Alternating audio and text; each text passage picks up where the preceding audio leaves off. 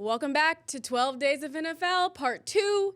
Taylor and I got a little bit too chatty, so we didn't even get through all the episodes. We didn't even get through all of the moments in the first episode. It was intended to be one, but we were just having so much fun. Time flies when you're having fun. So we're back for Part 2. We ran through a couple of them with, Vrabel giving reporters, female reporters, like the first go at press conferences, which is incredible. I talked about Jameis Winston being the personality hire. Bills, Ravens, Cowboys, Eagles. We talked about a lot of things. Go watch Part 1 to see all the things that we talked about so far. I'm actually going to go first, I think, Taylor. I think I'm going to go first. Yes, I think we ended on you. Yep. So my next one had to do it here. You probably can also predict what I'm going to do here because I talked about Jameis. Shador, prime time. Like, at the start of the season, actually, let's just rewind. The draft, supposed to be a first-round pick, and obviously he fell 4 rounds, drafted later than anyone ever expected him to be drafted. And at that moment, I was like, wow, his 30 for 30. I can picture it now. It's going to be so good, just the redemption story of, supposed to be first-round pick, went many rounds later. Now he's behind all these people in the Browns quarterback room. And here we are. I didn't picture it to happen this fast, but starting the rest of the season. And who knows, maybe he could lock it up for next season. Obviously, Deshaun Watson was cleared to come back to practice. I don't think they're going to use him this year. I think they're going to, hold off on that because they're not going to the playoffs. They've been eliminated as well. But Deshaun Watson is cleared to come back. We'll see what happens, in the offseason with him and Shador. But to see Shador starting the remainder of the season and Kevin Stefanski just, putting it out there, he's going to start. It's not we'll see week by week. He's the starter. And so it's just incredible. Like you mentioned this before, Taylor, when we've been talking about this, but he's playing with house money. I didn't expect him to see the field this year. It didn't look that way when we were in the preseason and training camp. Like, he was getting no reps with the starters. Obviously, now he is with the starters because he's starting. But just incredible, just resilience. I'm happy for him just because of, the way 2025 started. I don't even think he probably could have predicted that he was going to be playing right now. And not just playing, but starting. So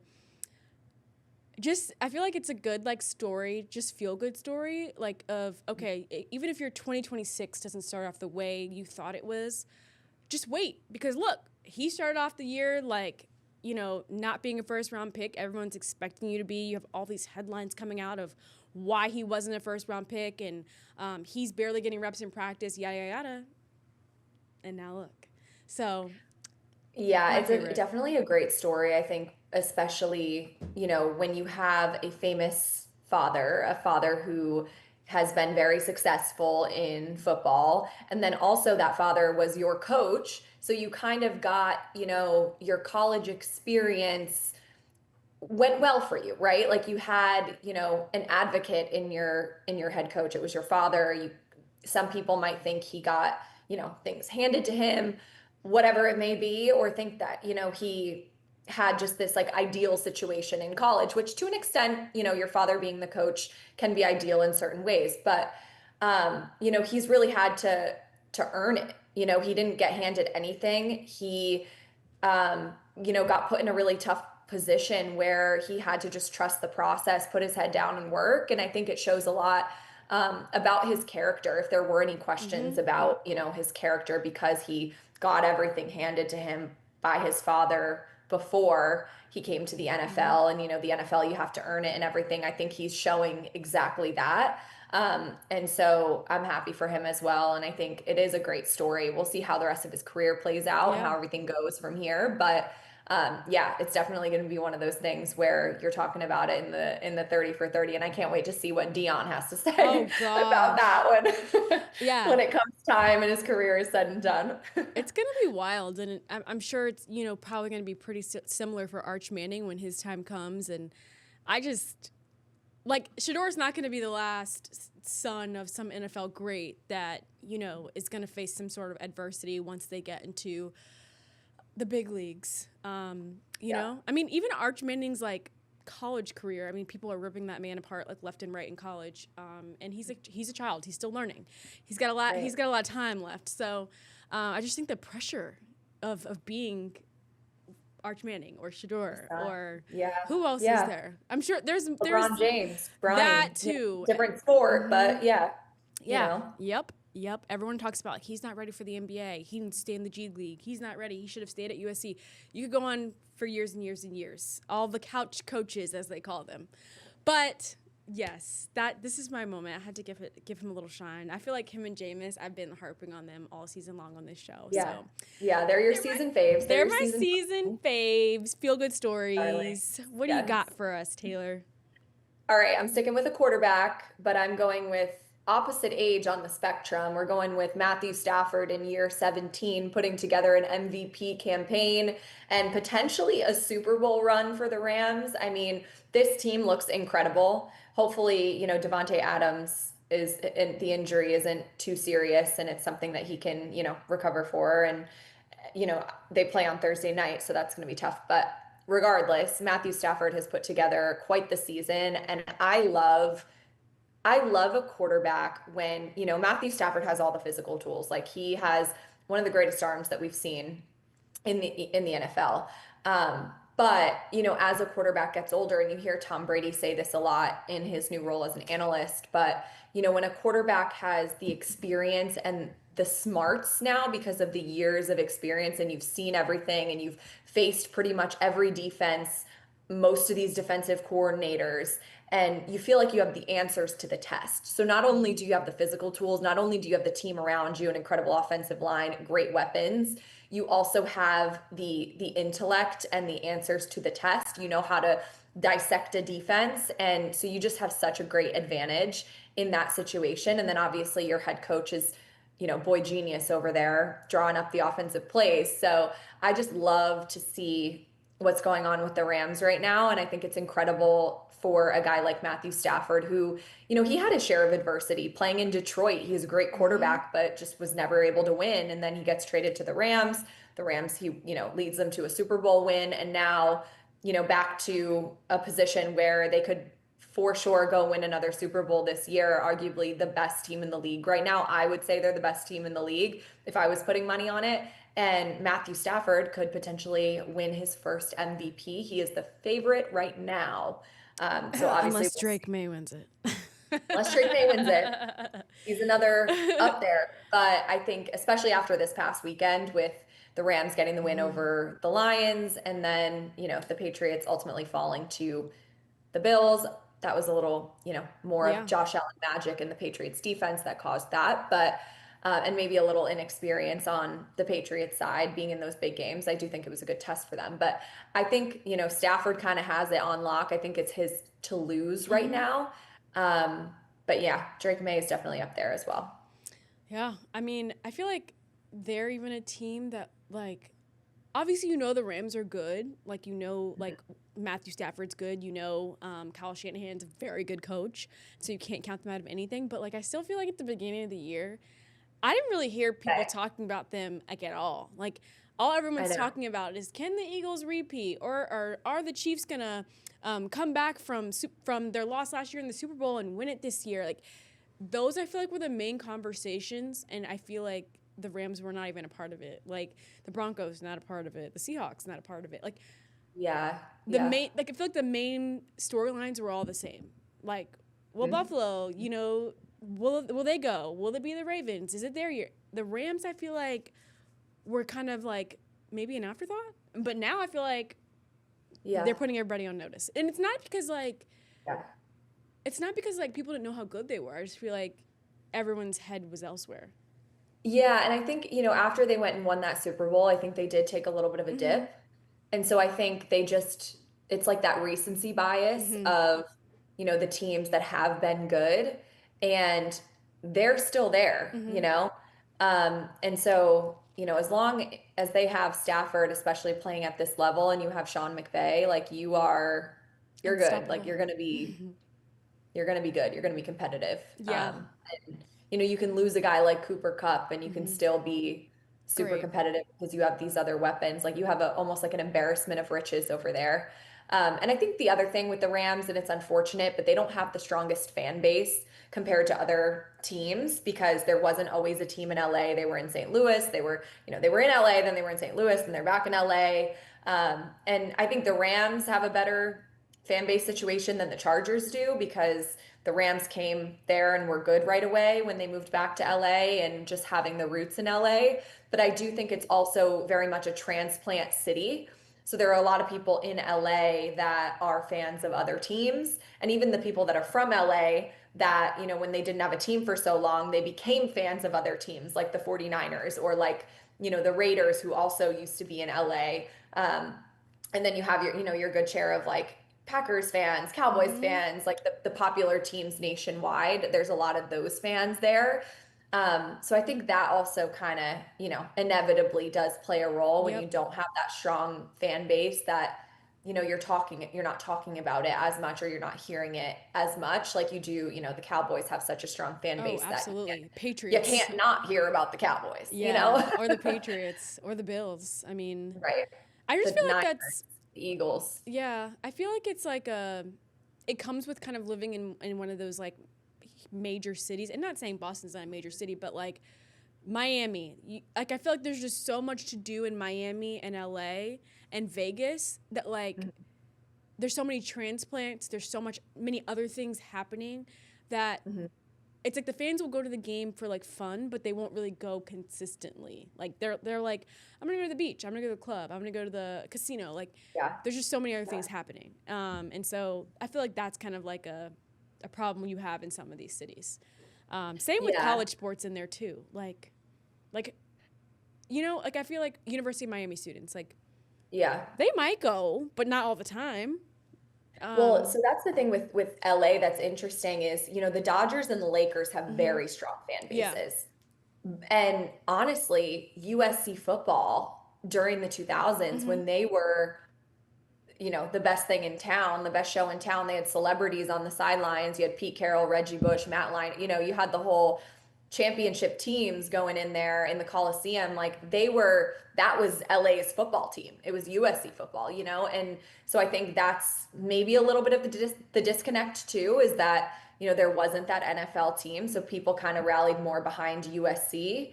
And obviously that fan base is going to be strong, just alumni and you know the city as well. But yeah, the NFL being there, it's still very new as of Hmm. late.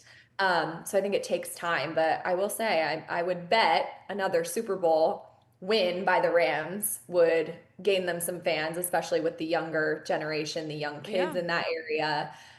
So it'll be cool to see what happens with their season and how, you know, their popularity may rise with that. And the Super Bowl is over there. Like it's not in LA, but I mean it's In California. drivable-ish or take a quick Mhm. 45-minute flight-ish, 45 Mhm. minutes to an hour. Yeah. It's not Yeah. far. It's not far. It's So like it's an hour. like No, a you can little make a hop. road trip out of it or Yeah, 6 hour road trip. yeah. Not bad. So that could help them out and be in their favor as well. Hmm. Um I'm going to stick with my rookies. Okay. This iconic. I don't know when we're gonna see another Travis Hunter again, and it's unfortunate that all the people I'm talking about, or majority of them, are injured. Hurt.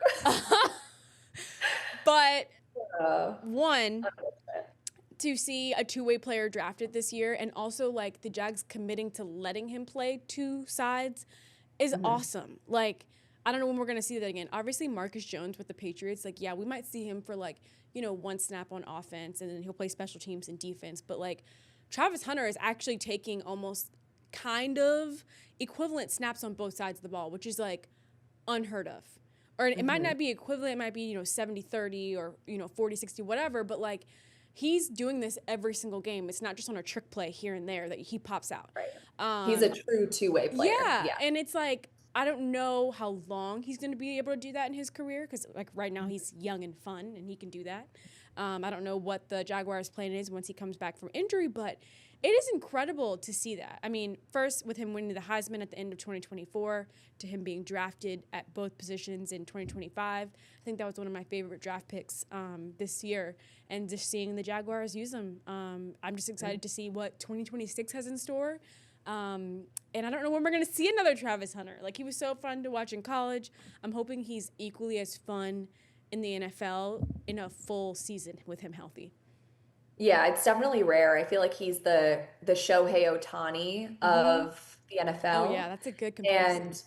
like, when are we ever going to see another Shohei Ohtani? Like, Shohei Ohtani, people say, is like the current Babe Ruth. And think about how long it's been since Babe Ruth when we were talking about a two-way player, a guy who could pitch, who could hit, who could play the field. And, with Shohei Ohtani, he's doing both and doing both at like a super high level. And that's very uncommon. You don't see people doing that. And I mean, I think when you see it actually at the highest level, you'll have, I would imagine, more people trying to do it because they have that kind of blueprint now. And, young kids, I'm sure, are going to see Travis Hunter and want to play both ways. And now that because I think a lot of times, if you can play both ways, it's not encouraged as you go through your football career, even in high school. Yep. A lot of high school kids do play both ways, but I know even in high school, sometimes when you're in some of these top programs around the country, it's not encouraged for players to play both ways, specialize on one side of the ball, be fresh, all of that. So, if you get more kids trying to do that, I mean, it could make things a lot more fun if it's allowed more regularly across the board. But yeah, it's cool. I mean, it's cool whenever you see a freak athlete like that, that's just so good at so many different things. It almost feels unreal, and it is just so rare. So you have to appreciate it when you see it. Could you imagine if like Marcus Jones was playing on all three phases? Like not just like, one snap on a trick play, but like if he actually was like maybe in like quarterback. That'd be crazy. That would be scary. But insane. Maybe if he was like wide receiver, like 3 or 4, or like so like a James White or something. Yeah. So maybe maybe he'll go in on the third down, or like maybe he'll go in like maybe not every offensive series, but like not just out there on a trick play to get a first down because you're in a desperate moment, but like what if you saw him a little more? I feel like he's just like a Patriots player who is just like a jack of all trades, and I would love him to see him as much as possible, but again, it's like you do risk injury. Like he's out there, returning punts and things like that. He's out there in defense. Like, yes, it is a high risk, but it's also like he's so fun to watch. He's so fast. He's so talented. Yeah, it's the risk, and then I think it's also just the endurance and the wanting to be fresh. And if you have other players that are equal or just as good, you want the fresh legs, fresh player. But yeah, no, it's cool to see a guy who can do multiple things. And, if you did see him a little bit more, it would be cool too. So yeah, hopefully he's fun. Maybe that's the future of the NFL. We'll see a little bit more of that, like players playing everywhere. Yeah. But you never know. You never know. You never know. All right. Speaking of Marcus Jones, actually, it's a good segue into my next one. You said that you didn't have more Patriots ones. No, it's not. Okay. It's not. But I'm just thinking of like us talking about his return, his walk-off a couple years back against the Jets and the adios call when we had the Spanish broadcast on by accident. Yeah. But I'm going to go with week 17, Raheed Shaheed with a 100-yard touchdown return for the Seahawks. I mean, it's just, to the house, 100 yards. It's like, nothing. Yeah, nothing. No big deal. And whenever you see like literally the full length of the football field, I mean, come on. Like literally 100 yards. It deserves a reward. Especially with the new special teams rules, which are you a fan of those, by the way? Like the new rules, the kickoff rules? Do you love that? I understand. Like it still is weird for me, I think.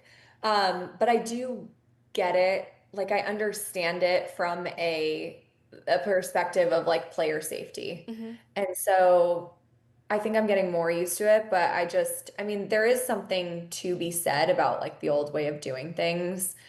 And I think you do lose a little bit with that. But listen, like whatever's going to make the game safer and actually like last. I don't want the game to get to the point where it's so dangerous that we're not playing it anymore. Yeah. So any like little tweaks that you can make to make it better, even if it's like, the Guardian caps becoming regulated across the board or whatever it is, I think as whatever it takes to keep the sport. Keep the sport. Yeah, without changing it too much. Like we can't play two-hand touch here. We can't play flag football. No. Okay? We need to tackle. Football is a physical sport, but like how can we do it in a way that we're able to still keep the physicality of it, but make it a little bit safer where we can. Yeah. So and I feel like we've seen more like returns too. Like they're not all 100-yard ones like you just brought up, but I do feel like we see more touchdowns on special teams with the new rule, which I guess like more points on the board, more fun, but I feel like I have seen more returns this year for touchdowns. Yeah.